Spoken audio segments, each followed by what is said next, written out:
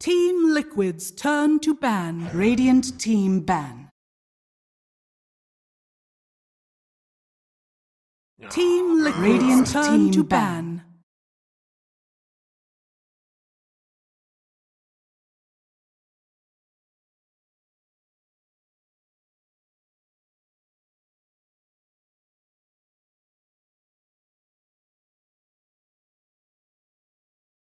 Ten seconds remaining.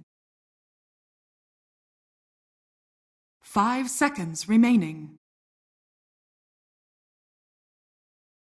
Team Liquid's Radiant team pick. Void incarnate.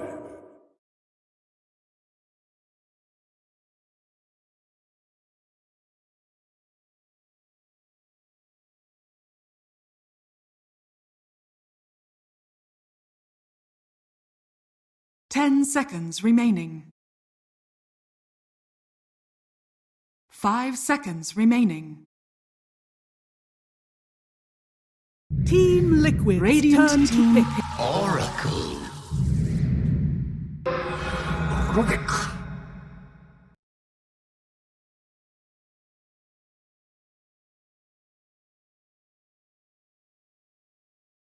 Team Liquid's turn to ban. Spectre. Radiant team ban.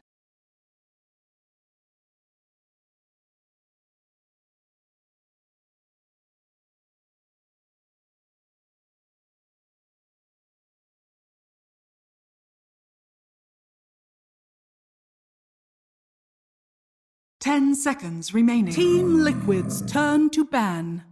Welcome back, everyone, to what's shaping up to be potentially our final map here between Mudgolems and Team Liquid. Is game number 2 here in their best of 3 Radiant series. And if team anything, back. if game number 1 is anything to go by, then Liquid should have this 2-0. But now I've got my panel back here ready for the draft of game number 2. Lads, this is a spicy one. We're seeing it unfold in front of our eyes right now. So we're expecting a few different things. Is there much difference when it comes to the pick priority or anything like that for game number? I don't think so. I think it's the same seconds priority remaining. in sides, actually, as well as, so, yeah. as game number 1.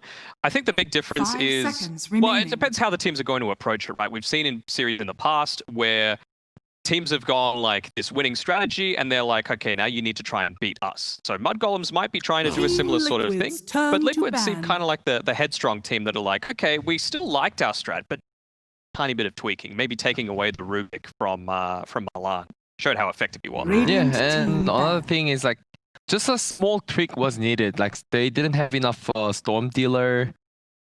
Yeah, They're still Same not draft. banning it. Yep. They're not banning it yet. I mean, Mudgolems have the last pick overall. You would Yes. think that might be Storm Spirit comes out, but it could just very well be. 10 seconds I don't know if it'll be in remaining. the second phase, right? Because then you've got 2 picks to potentially counter the Storm. 5 So feeling a seconds little remaining. less confident about that. And I think they just had to ban it like on the last last two phase. Yeah, but what I'm ban saying is, do you because- reckon Mudgolems might pick it in this phase now, like with their 4th pick?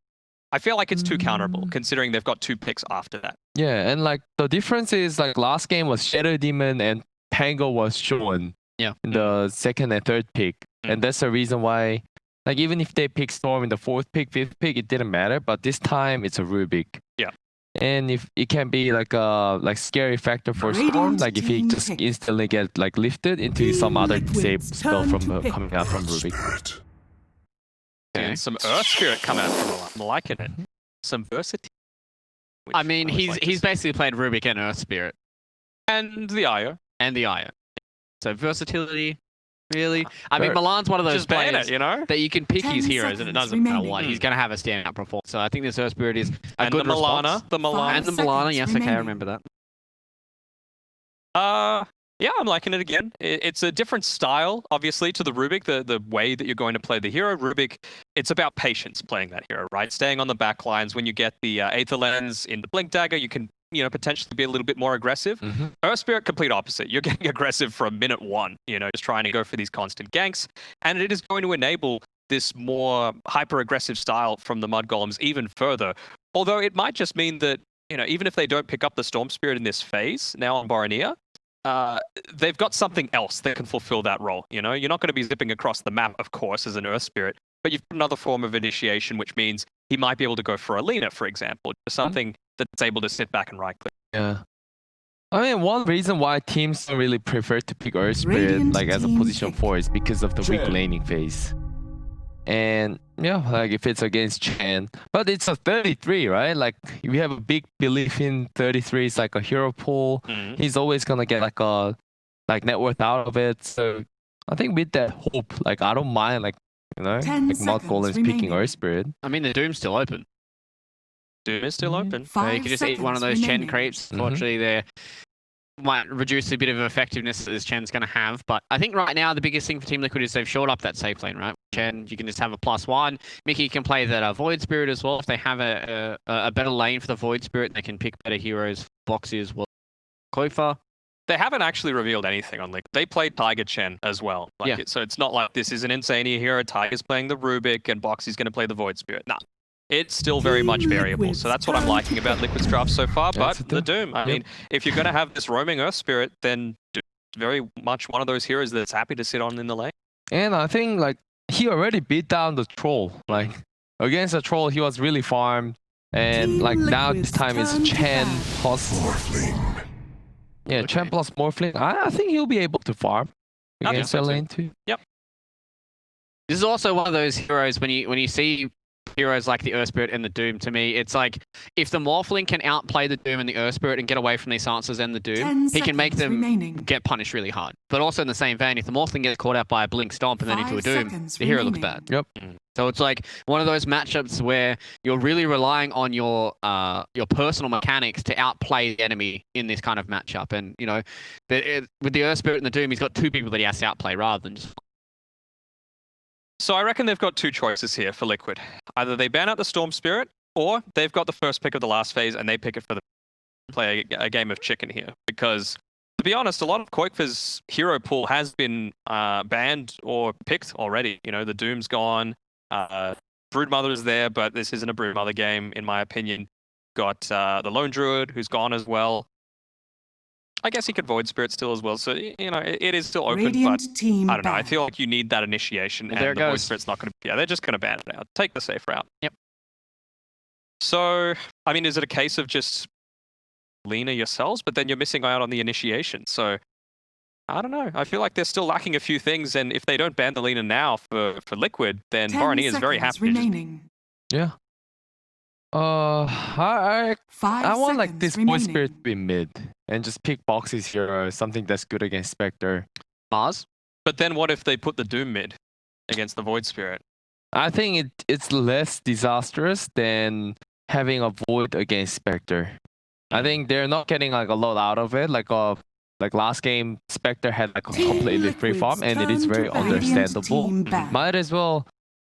If it's a Doom versus Void, like they're just gonna farm together. Both of them are gonna be farming together. But I think if the Liquid pick something frontline that can annoy the Spectre CS, I think that's like a best choice they can make at the moment. 10 I think this all seconds stems down to, remaining. and again, it's very much like probably going to be the 4 Protect 1 style again. 5 seconds remaining. Is it going to be the execution? Are they going to be able to out-execute to dodge, you know, these Dooms, to dodge the, to make sure your strength morphing before these silences come out onto the Morphling? Because again, if he dies and you're not able to hit these early game timings, Chen does nothing in the late game, right? But Like, we have to think about it. Like it's impossible to dodge. Like once the Doom has Blink Dagger and you just Blink Stomp, Mhm. Spectre's gonna haunt, Earth Spirit's gonna roll in. So it's pretty much like 3 heroes can just immediately access to the Morphling. So like what Liquids have to think about is those are 5-man like advantage, so that even if you get doomed, like you just get doomed in their side of the map, so they can't actually move out. Turn Okay. to And yeah, like they have to think about those sort of route instead of Radiant team trying pick. to not get doomed. Tight. Like let's go like late game. Yeah. I guess they want the pushing power, you know, that comes from the Elder Dragon form. I Mhm. still feel like the Lena is a fine enough pick here, though, right? All you want to do is to stall out this game for as long as possible. You've got plenty of frontliners. You're going to have a decent time in that mid lane 10 against the Dragon Knight. remaining. And you just want to buy time, right? Late game, you win. 5 Chen seconds doesn't do remaining. anything. Morphling, yes, he's scary, but it's against a Spectre. It's against a Doom. These are heroes that scale very, very well. Yeah. And like I think mudgolem can just put Doom mid and then pick one range core. They can harass the Morphling. So what? I A guess. range core for 33. Yeah. Something like a Visage. Not this game. They've only got a couple seconds left They here don't in have the too much draft. time. They're going to go for here. What do they change it up? You may He's now going to go with the select Lena. your Yeah, okay. heroes. Is it gonna be Lina mid? I think I think Boronia. so. I think so. Borneo likes it. There will be a Boxy Void Spirit again, like we did say, Yep. but Yeah, Just- and it's a Tiger Shin like It's we a were thinking. Boronia. And yeah, I mean, this is pretty much what I was expecting, right? Like, I suppose the only downside is unless they're actually going to switch their lanes up in terms of where the supports go, you don't have that easy combination, lift into the Aether round. So that's a little bit of a concern. You probably want Tiger to be with the Morphling just so you're able to take advantage of the Divine Favor for the sustain in the lane. I'm going to have to go with Mudgolems, though. I still feel like they've got everything right. You said it yourself. Like, once they get the Centaur creep and you're blinking onto the Morphling, especially once Spectre gets an Abyssal Blade, for example, you can just chain CC him until the Morphling's dead, and then what else you got? Yeah, only if like a Mud Golem gets all this like laning phase like solved out, I think they're gonna be able to do that. And with the Lina, I don't know. I feel like Quickfire is a bit underwhelming today. Like looking at the last game, and I feel like Boronia can probably like lane decently against the DK. So I probably have to go with Mud Golem. So both of you go on Mud Golems here for your predictions. All right, lads, looks like they're going to try and go for a 2-0 day here. Mud Golems taking the second game up against Team Liquid. Let's see if they are correct. We're going to leave it with our cast for potentially the final time today. It's going to be Odie Pixel and Bob.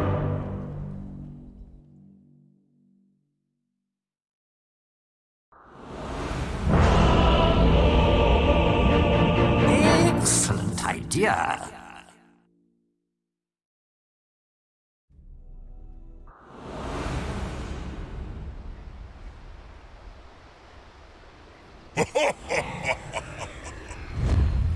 Here we go, ladies and gentlemen. Game 2 ready to go Prepare between for the two battle. of them as Liquid and themselves in place for the second game. Fog, what do you reckon from this one? We're getting a much more standardized draft, it seems, from Liquid. No support Pango this time.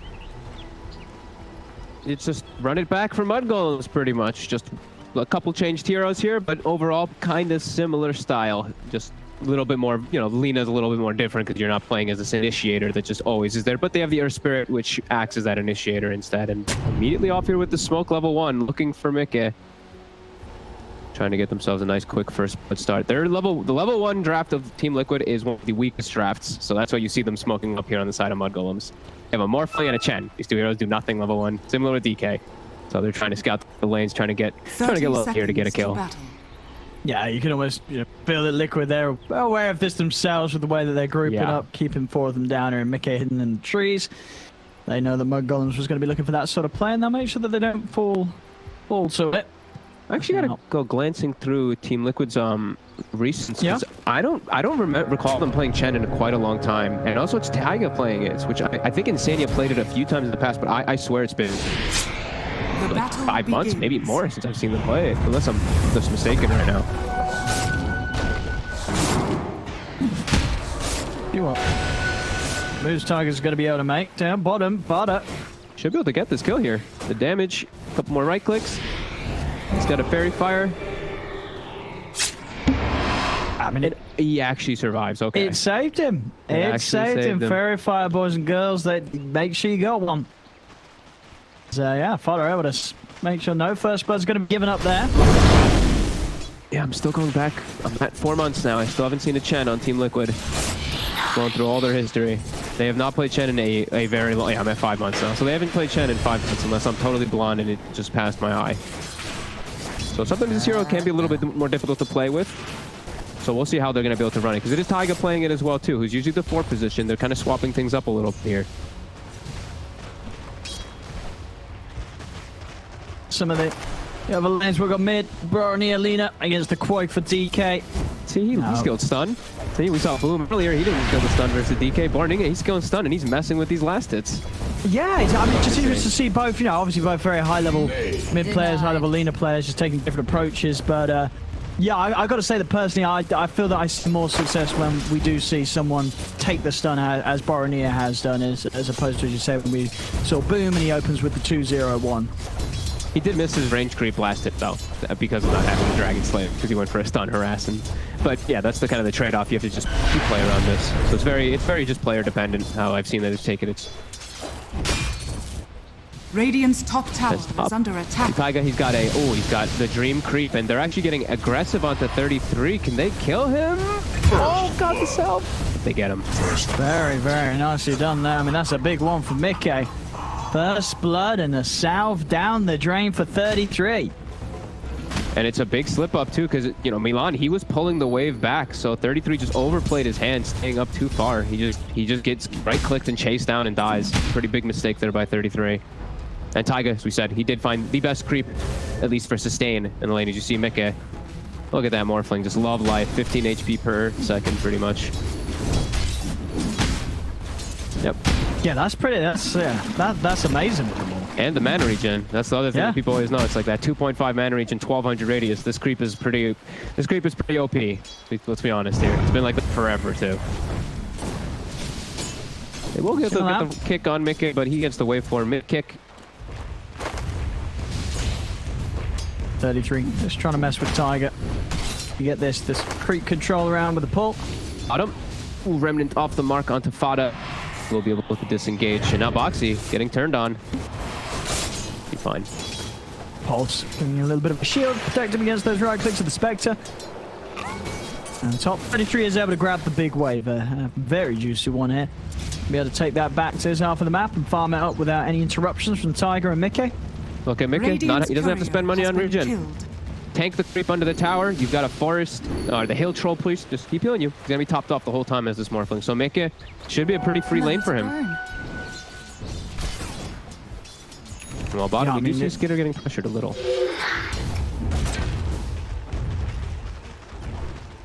Top, Mickey. Tiger coming in behind the towers here to try and play with 33 whilst he's cleaning up this pulled wave. This is the new lane positioning here. As very aggressive here, yeah, sort of bringing the lane route. And oh no, rest in peace, Hill Troll Priest. It's been eaten. It's been eaten. Uh-oh, he's kind of far up here. Oh no, he might be dropped himself now. That's Tiger.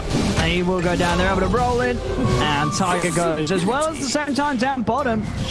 Also losing Boxy. Fada able to snipe him out with a few purifying flames.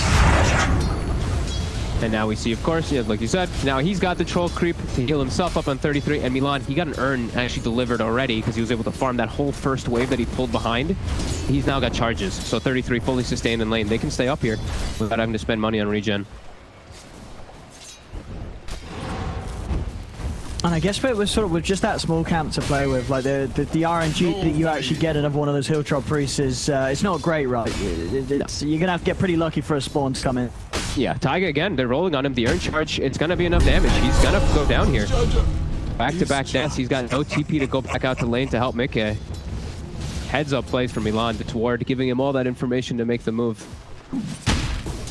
And oh, maybe get the courier. Oh, 1 HP. Did it go down to 1? It went to 1. Yeah, it went down to 1. He did 99 in 1 hit. Oh. All right. Bounty runes secured on the top side for mudgolems. We're leading just a little bit here in these first 5 minutes. Tower is under attack. We are seeing Quakefoot try to take advantage of the movement from BO3 here. And he's got a decent level advantage on this DK over to Lina too, so some good pulse on the tower with the catapult wave. No rotations coming in from mudgolems to slow this down either. Barney just trying to do it on his own here. Radiant's middle nice tower to nuke down the creep waves. At least away from the tower a little bit longer. Bottom lane. Trying to move it on to Insania. Remnant off the mark there from Boxy, but the lift up will slow down the two of them. Turn over towards Boxy, but the Fade bolts out. A little damage being done. In fact, Sparta, he's holding his ground. He's ready to try and fight into this, but Boxy, one more pulse, still these raindrops, keeping Fada safe. Fada's fine. Raindrop, the most ridiculous item in lane, as we've been seeing throughout this tournament especially. Just everybody always having them versus these double nuke lanes. Boxy and Fada both using them. Top. They're able to get the rolling onto Mickey. Ooh, that's a good attempt from Milan there. The stun and the silence, he actually is nearly able to find that setup on a Mickey, but Mickey, just enough HP to play with, and he'll live. Under the gun now, though, as Taiga, he has to kind of walk away and just jungle. You can't actually walk back toward top. Now Boxy too, looking for Fada, but Skeeter's getting free hits on him. And they already got You can't commit any further for Fada. I mean, Fada still has a charge raindrop. Got a Fortune's End to back up here with the mana. Can't quite get in range though. Got to be a little worrying for Liquid that again we are seeing a game where the Spectre, I mean, he said we're slowed down a little bit, but getting involved in 2 kills already in the lane, it's not as good of a start as last game, but it's not necessarily a bad start here for the Skeeter Spectre. No, 33 actually messed up the Boltons now. Milan was trying to pull the lane back. He messed that one up. Mika, he has the Ogre Frost Mage, so he's got the Ice Armor under the tower. Pretty tough to kill. But they do have a lot of bursts coming in. If they can get the Silence, they even have the Chain Lightning coming in from 33. So Mika's got to keep himself at a little bit higher of a strength morph here at 19 right now. Doesn't want to just get popped by the burst. Also, and sort of eyes on Tiger as well, as you said. Definitely going to be interesting to see what he does this game, considering he's playing a hero that you say we just haven't really seen Liquid do. I mean, what do you sort of expect is going to be coming out from Tiger in this early game? Like, what's his game plan? It's usually what I see what the chances like. I usually just judge him off of puppies. You just farm. You play the farm game with the mech, and then you just move your carry around to the farm location so he can save his TPs. So if Tiger wants, he can walk bottom, Divine Favor Mika, and then he has TP available to go to other places. He can also set up around mid. That's another thing that he can do because he does have a DK. So he should have a mech at a pretty decent time, and they can set up for these group pushes. Rune spawn. Here's up top. Very lucky for Borning here because he has a full bottle, full mana. And they're all set up around the mid lane for this DK. You wanted that. Still a very hard kill though to find Quake for at this stage. Double braces and treads. Yeah. Milan is going to be going for a rushed Spirit Vessel this game, and it has some real good usage versus both the Morphling and the DK. That's going to be real nice if he's able to get it at a pretty decent pace of this. But he should, because he's had such a good start. Dyer's middle tower and is under you look at the supports, obviously will have that kind of god, but that's also going to be restricted by that, and no ways of removing the vessel from the teammates. So no, going to be an incredibly good game for him. Bottom Boxy still has one Astral Step with the Silence come in. Stun though. Barnea. A little bit off to the side there. Boxy might still fall those gears, trying to stay on top of him. No, he's got another step. Boxy will live. Attention over towards Quake for him. Barnea is able to close the gap, get another Light Strike Ray down. Quake for still very tanky. They'll blow the Laguna, they're bringing it low, they're rolling in. Milan closes the gap. They've got just enough burst to do it. As Quakefor goes down, that's an Elder Dragon form down the drain. Trying to punish 33 up top during it, but they can't. And Borning is instantly actually TP moves. 33 almost just threw the Doom down. He's trying to get the angle. Okay. Be careful, staying close to this. Barney's going to show now, though. Okay, knows what's up. Huge heads up play, though. That Quakefor's rotation with his Elder Dragon form just gets killed instantly down bottom. Middle tower I mean, he's got to be careful. I mean, he doesn't want to fall foul to sort of the same moves as last game, as we saw, you know. His Invoker, first few moves around the map, he dies, his game gets shut down heavily. Sure, things are a little easier for a DK to come back in, but it's still not great, right? You do want to be having that driving force as DK, taking towers, pressuring early objectives. It's pretty similar, honestly. Yeah, if he dies like a couple times, it'll be pretty disastrous for Quakefor because they have the tools to deal with him. They have percent-based damage that's going to come from the Doom, from the Infernal Blade that will come out eventually, and they just have high burst and easy ways to pierce through that armor. And what looks will be a pretty early Spirit Vessel for Milan, so yeah, it doesn't feel like it's going to be the easiest for Quakefor. Mech is online now for Taiga, so it looks like they're grouping up. They're trying to get something out of this, but DK form is still on cooldown for 15. Should be able to hit it once they get to the tower, though. Sort of a move they are able to make down. Skeeter's got the whole good to go. Doom and Laguna also there. 33 and Bornea want to TP over. They do have their TPs up. They'll find fire off to the side. The Fortune's End though. And he's still full HP. They're still trying to commit. Boxy in with the second Astral Step. Quakefor steps forward, but Fada just buying so much time and it gets the false promise up. They're having to commit a lot to try and kill him.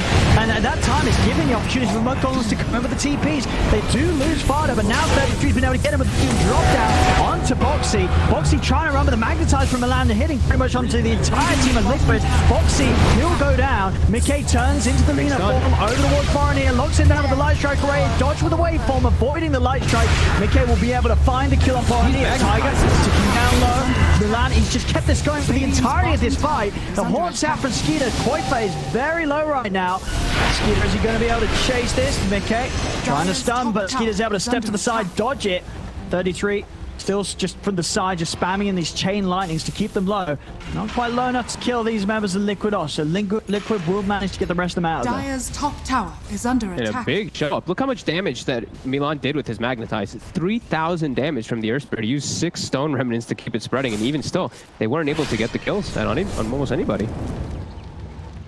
That was pretty big there for Liquid to press forward. Didn't get the tower. That is another DK form used, and it is a Chen pressure move that mudgolems is able to kind of avert themselves with, and Skeeter is still back to farming.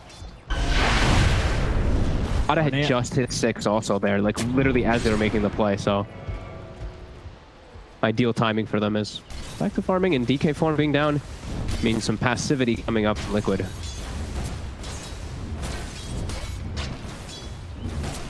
Sort of play is, of course, going to be favoring that of Skeeter. I guess Mickey's still happy to play. Hit creeps. Looks already Mickey starting to get very involved. Early movement, joining the team very early on in the game as a Morphling. Made all the difference, just allowing him to actually have that damage. And those cute plays turning into Boronier's Lina. Using those spells against them did get the opportunity for them to take those kills. We'll see about that. Get up onto Foxy. DD, they've got the damage. Oh, actually, do they know they don't? Got the stick charges. Foxy's actually able to live. Oh my goodness, got the urn on him though. He's going to try and deny 2 H's. He's going to be able to do it. Foxy. Dire's middle tower. Very nicely done there with the deny. I mean, it looked like he was dead for sure. It looked like they wouldn't even need the Laguna. But they popped it and it still wasn't enough. Big plays there, and he gets the deny, so no urn charge reestablished for Milan. Tower is under attack. Nicely done. Now Laguna's down too, so Mika is like, thank you. You ate the Laguna. Feel much safer now to go out on the map. And yeah, every time that Mika does have his morph up, it does seem like it's going to be a pretty big deal, because they also have the Rubik, so if they're both targeting Lina with spell steals, a lot of chain stun that they can actually get between these two. I love when I see Morph and Rubik on the same team. So many different plays that they can do.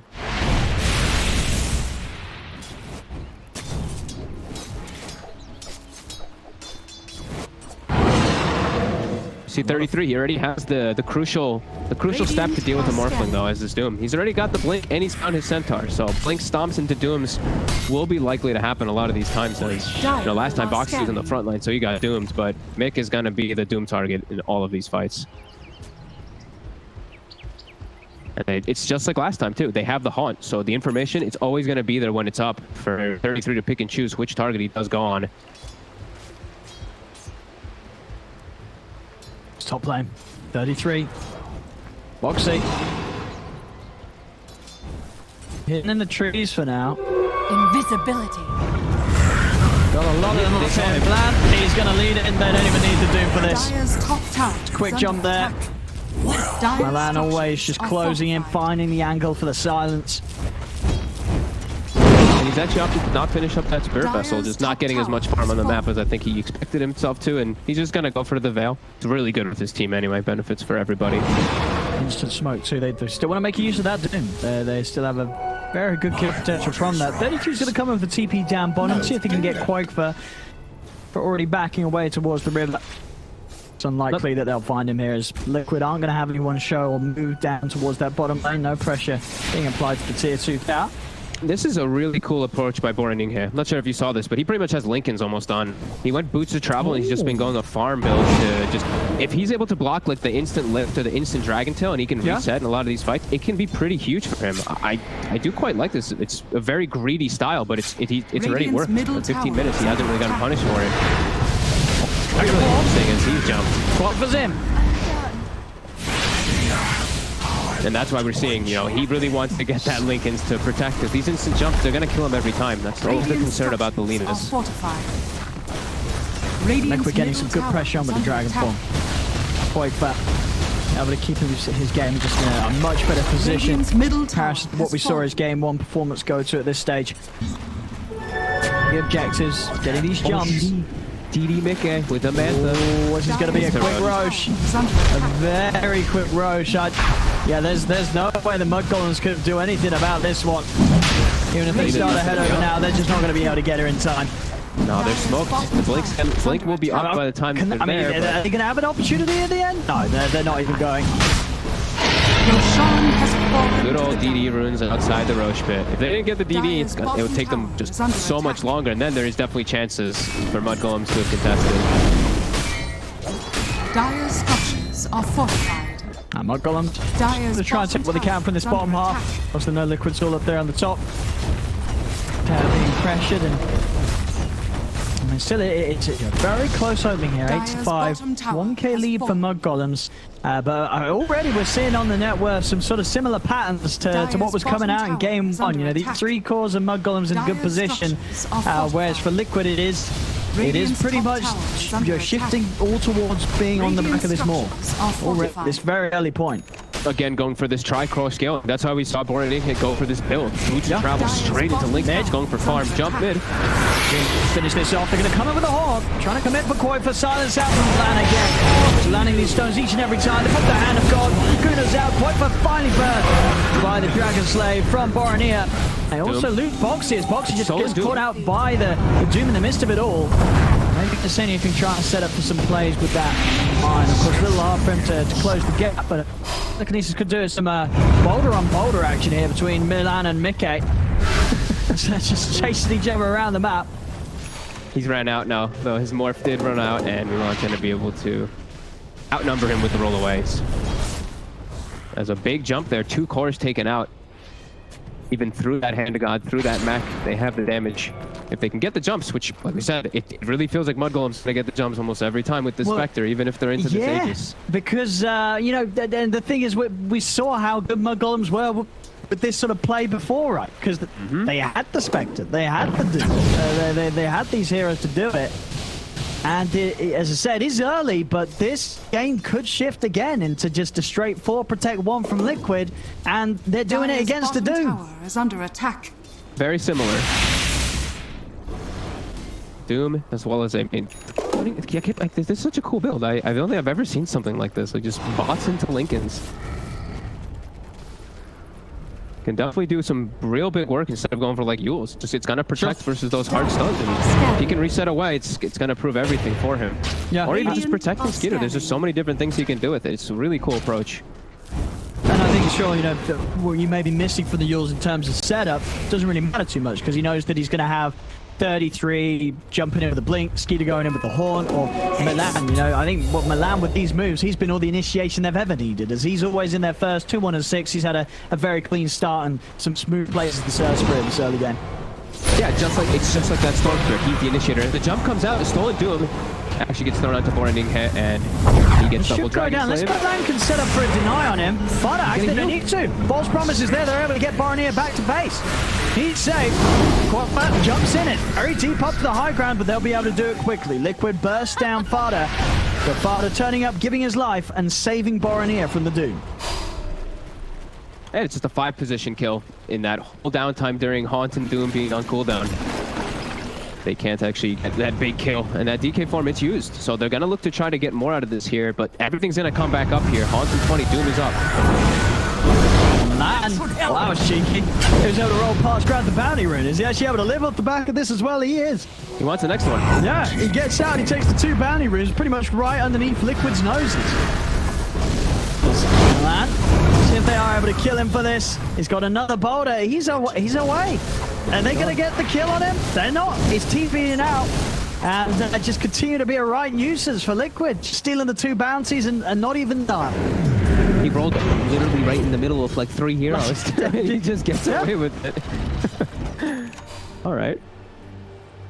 And now, Haunt, Doom back up, and Liquid, they tried to get something big out of those being down, but just getting that 5 position. Got to keep their lanes pushed in so they can, you know, make Mudgolems not get the most out of their big ults. So bottom is pushed in nicely, top and middle are. So Liquid lane's in a good spot, even if they do lose somebody here to these ults.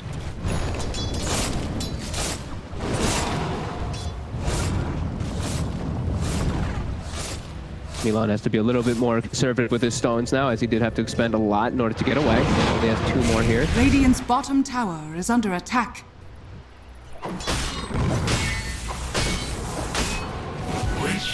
Two supports show mid just now. The Chen and the Rubik both showed themselves. They might look Radiant's to make a bottom play, tower mudgolems. is under attack. They have some Radiant information now, structures finally. are fortified. Okay. Very close to having the Lincolns. Radiant's bottom He's tower gone. is under attack.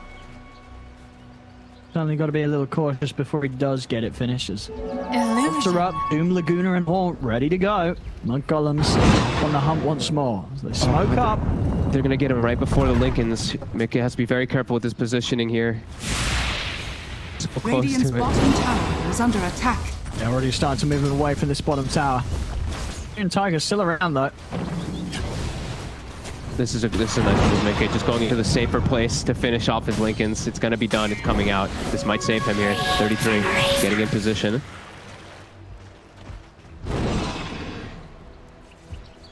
Got to be ready to check those irons as well, because they might jump before they realize it's there.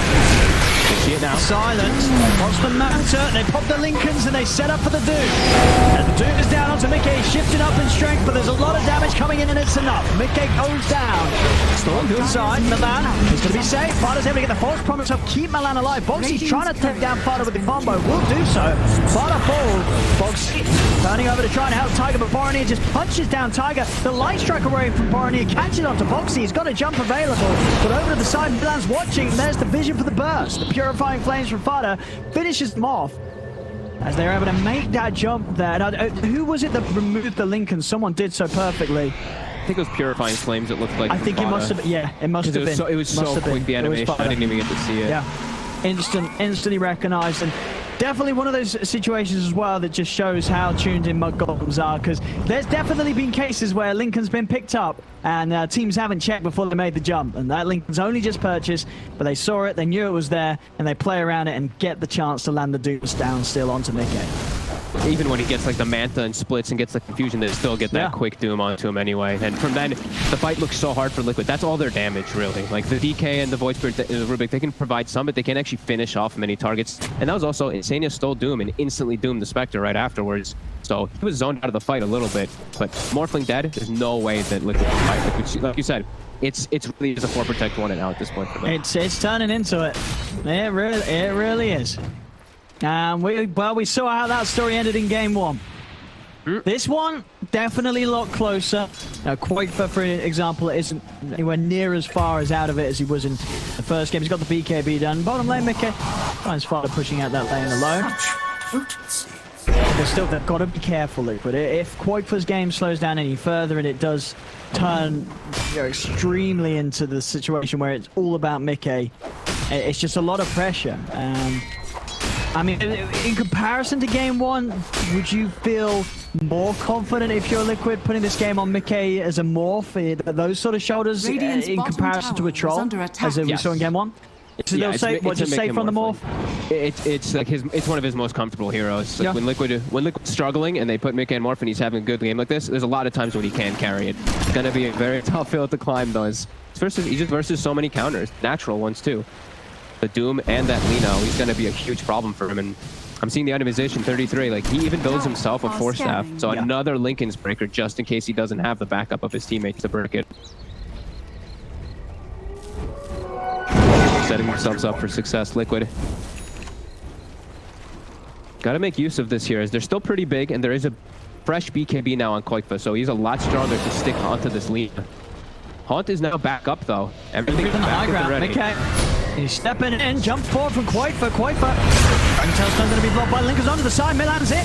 The Hawk's out. They get the silence on the Boxy. Boxy jumps over to the side. Quaitfer's had to put the BKB. Boxy is trying to take down Fada. Fada is up to the side, but they have the vision. The sentries drop down. They'll kill him off. Stolen Doom down onto Skeeter. The Skeeter's able to kite his way out of the fight. He'll back off out of this. So far, just Boxy for Fada, the trade that's gone on. DK form is used, and BKB was used too from Liquid, so they're really trying to force something here. Now they're going to start getting chased out. So 33 actually force-staffed himself. He tried to blink force-staff onto the Morphling, and things got too jumbled in the midst of it. He actually forced himself away rather than getting the Doom off. Seeing Roche. It's up in a few seconds. Very, very close to being up. Both teams, I mean, I guess actually looking at the two, you would still favor mudgolems fight around the pit when they have their ults up. Yep. Like they're always going to be stronger when they have their ults up. Liquid has to make moves when they're down, and right now is that move. Their Doom is available, but that Laguna as well as that Haunt are on cooldown. They cannot let mudgolems get this Roche. 30 seconds left on that DK form. Foxy is back to the fray. But this Roche is going to start dropping fast. Yeah, they're going to make moves quickly. Sending in the Centaur. Get out of the situation. Boxy's ready with the jump in. Set things up with the Centaur stun. Remnant pull back onto Skeeter. Mudgolems themselves, they're not overcommitting here for the Roche. They're waiting out to the side. Manta on cooldown for Spectre. He's waiting for that. He's a little bit low on mana too. Torch Earth on cooldown now. Constantly throwing remnants for vision. Just to make the move, Boxy. He's in, gets the silence onto the 3 of them. Dragon Tail stun onto the Doom. 33 is falling low, lifted up as well. The light strike race thrown down onto Koifa, but the save's there for 33. False promise in play. 33 still alive for now. Roshan does continue to fall low over to the side. Mickey's going to be looking towards Pymalam. 33 pulls the PKP. He's trying to get away from them. Foxy's chasing him down. Still has the Doom ready to pop if he sees an opportunity, but he's holding onto it. Mickey comes. Mickey stop. They break the linkers and then bam! They slam him out of the game. Roshan goes down. Aegis will be snatched by Koifa. Skeeter's able to get the cheese though. He's back up the full HP. Mickey buying back to try and help Koifa here in this fight. He's in on the Boronia. They take down one. Koifa's getting low, but they've lost Koifa's Aegis and they've lost Boxy. Buyback from Boronia. This is a risky fight for Liquid. They pull back on Mickey. They cannot allow the Morph to die, but the Horn's up. Skeeter, he turns straight away onto Tiger. Tiger taken out by the illusions on the side. Boronia, the light strike. He lands it perfect onto Mickey and onto Insania. Beautiful re-engage there from Boronia as he comes back into the fight with the bots, and he lands what may just be a game-defining stun there onto Mickey. That's a dieback from the Mickey Morph. Oh my, that was beautiful the way he did it. He TP'd on the mid wave and goes for the flank from the side that you just would never expect it. He gets the perfect stun. Skeeter gets the cheese, he's able to use it and turns the whole fight. I mean, just some of the ways that mudgolems play in this team fights, it just seems so hard to deal with. The patience is what you saw from 33 in that fight. Lots of opportunities to drop down a Doom, but he was saving it. He was saving it right up until when Mickey tries to go in. He just makes sure that he's got that Doom every time for the Morph, does the job.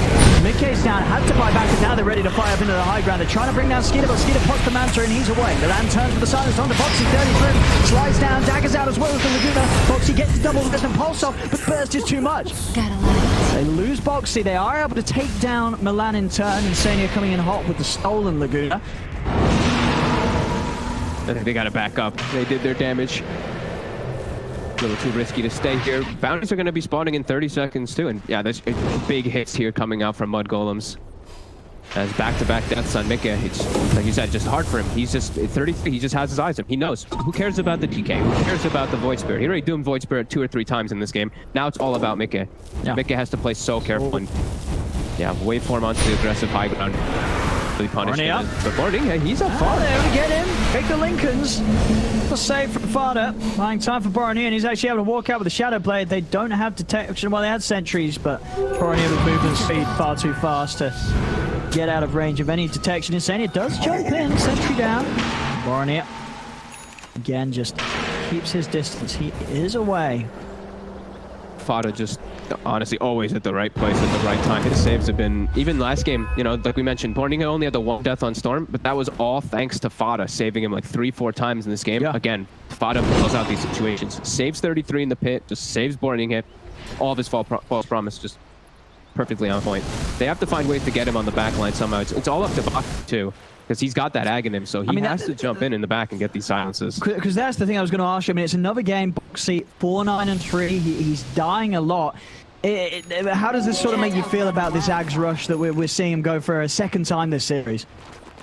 I mean, in this one, it can make a lot more sense. In the last one, it hurt him a lot because they were versus that Orchid Storm. But in this one, I can understand it. It's so much better. Versus Oracle, it's like it's always the best option. You have a built-in gap close, and you have a built-in AoE silence to prevent these saves. So. But you are dying a lot because of it. You can't keep yourself safe, right?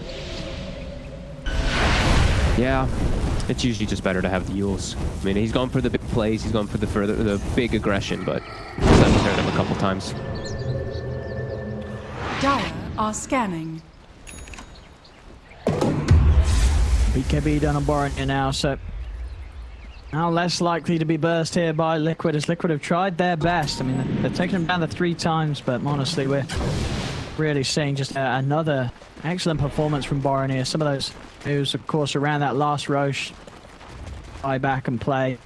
It's doing everything here for mudgolems. As the second game in a row, they're looking to be this just well-oiled machine.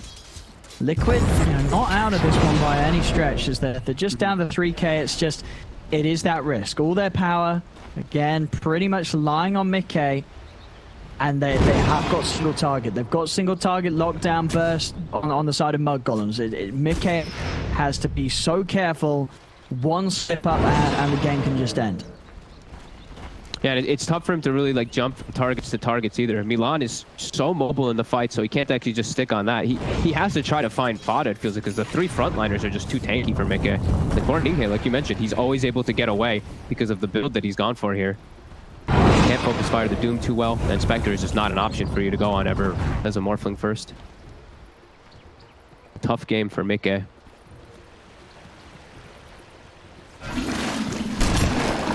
As yeah, mudgolems, their downtime is just phenomenal. They just chill, they farm, finish up their next few items, and then it gives them time for all their ults to be back up and ready. Yeah, I think it's just very impressive that both games, mudgolems, all 3 of their cores, they've just always been as farmed as one another. There's no slipping behind. It just seems that every part of the game, regardless of sort of how it's going, because like this game, for example, we've seen the early positions, Liquid making moves and mudgolems getting held back, but they're just not losing out on farm. They're just never falling behind on any of their carries.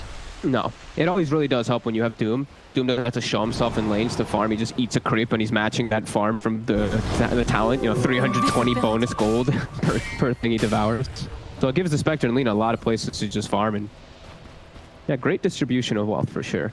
Yeah, I mean from these 2 games so far, where mudgolems have managed to get the Doom and the Spectre twice. I mean, if you had to sort of pick one that you think teams are going to be looking at this series and saying we should really think about, I mean, which of the 2 would you consider the bigger issue?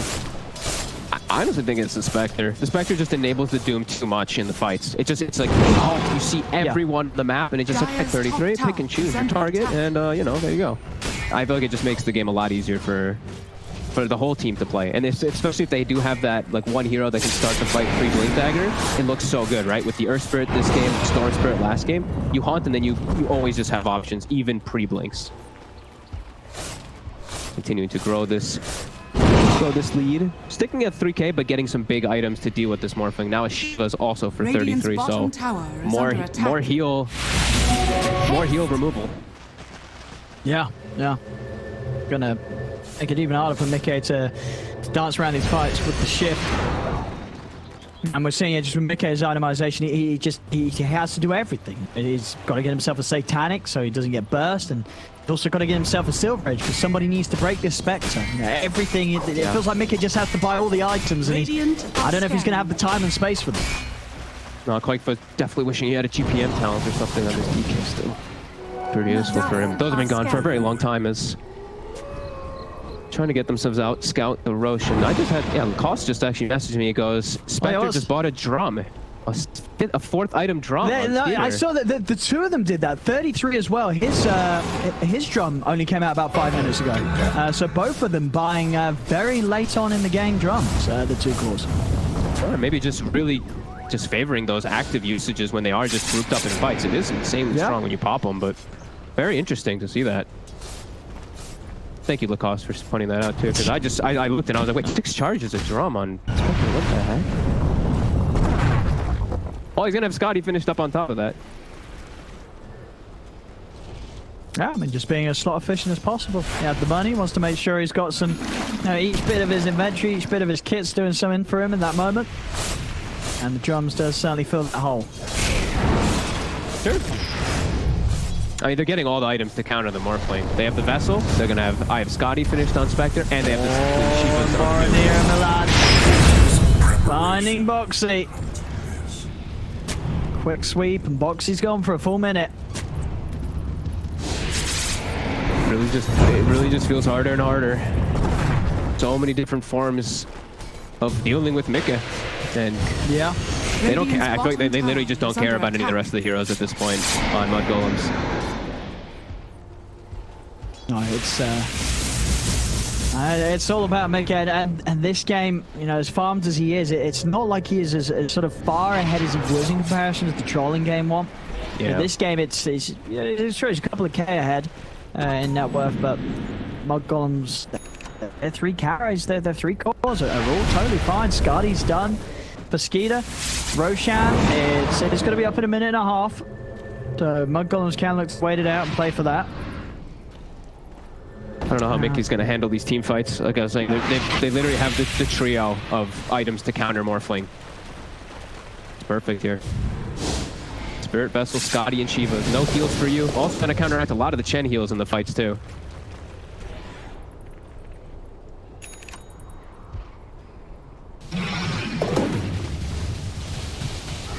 Yeah, they at least do have a couple items to buff up Mikke. That is the one good thing that they do have. And he does have an Illusionist Cape as well. You know, does he get doomed or does he not? It's really going to be the case in a lot of these fights. Yeah, and so far, you know, 33's track record on the Doom's been pretty good. Has been finding those Dooms. Sani also finishing up a full Aghanims too, so they're still finding a good chunk of farm on the supports too. Ward placed up. Look, Warsman, Koifa, he is on the cliff. We'll see if they can punish this as Koifa is going to have to blink up in a second and he'll be able to get his way out of this. Skeeter charging in onto Tiger. Tiger's down. And I'm with the buyback as well, looking to join over. They'll turn towards Koifa. Koifa's got the BKB, but so is Boronier. Boronier just holding his position. They turn with the Suns onto Skeeter. Wait for from Mikke. He's looking towards 33, but 33 with a 4-star. He's off to the side. 33's going to live. They turn on to Mikke. Mikke is just getting controlled down. He needs to help Mikke. Can they do anything to save him? The Doom is there. 33 again, finding the opportunity to doom them all. Skeeter falling low, but the dispersion is killing them off. Skeeter does go down, but Boronier is looking to Insania. Insania with a stolen life stroke. Stops Boronier with the chase. Milan, look at the Boxy, rolls away. Boxy is falling low. Does manage to get some big kills on the way out, but it is on the way out as again, of course, Mudgolems, they'll take the team fight. It was a very expensive team fight. 4 buybacks from Mudgolems though. They're going to get the Roche for it though, and Liquid, they were late to buy back on this one. This Roche is going to die before they get there. They're going to have Age of Chiefs and the Aghanim's Blessing now. And level 25 on Skeeter. Still picked up. Liquid, they're trying to get into the pit. Mikke, he's still heading in. He's looking towards this. They're dusting down on Boronier. They're jumping in for him. Can they burst him? Boronier's gone. They got him. That's a big one. Boronier's down for 2 minutes. Mudgolems, they've got to make sure they don't lose anything out there, because Liquid, they can take down another one of these cores whilst they don't have buyback. A huge window would be opened. They don't have to catch. The rest of Mudgolems get away. And they come back and they do punish the one hero that didn't pick up anything from that Roche. He did pick up the Blessing, but not picking up that Aegis or anything. They get that 1 kill. They're going to have to make a lot out of these 100 seconds, though, because as soon as he's back up, you know Mudgolems is going to punch back incredibly hard. Oh, absolutely. And sure, you know, we saw in that fight before the Roche, Mudgolems, yeah, they used the 4 buybacks, but now Liquid, an attempt to threaten that Roche, which they weren't able to do so in time because they weren't quick enough. They've used the 3 buybacks themselves as well, so both teams' cores in a very vulnerable position now.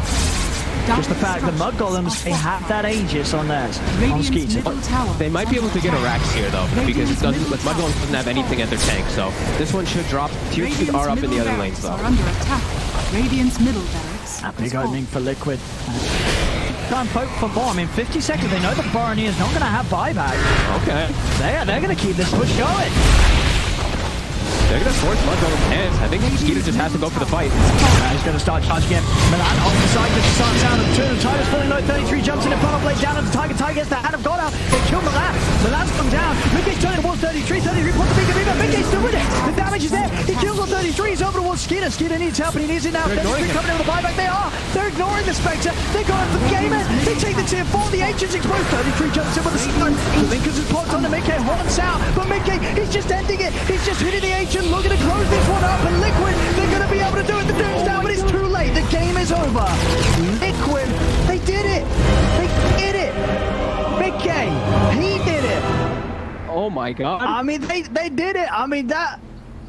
It worked out. It worked out for them.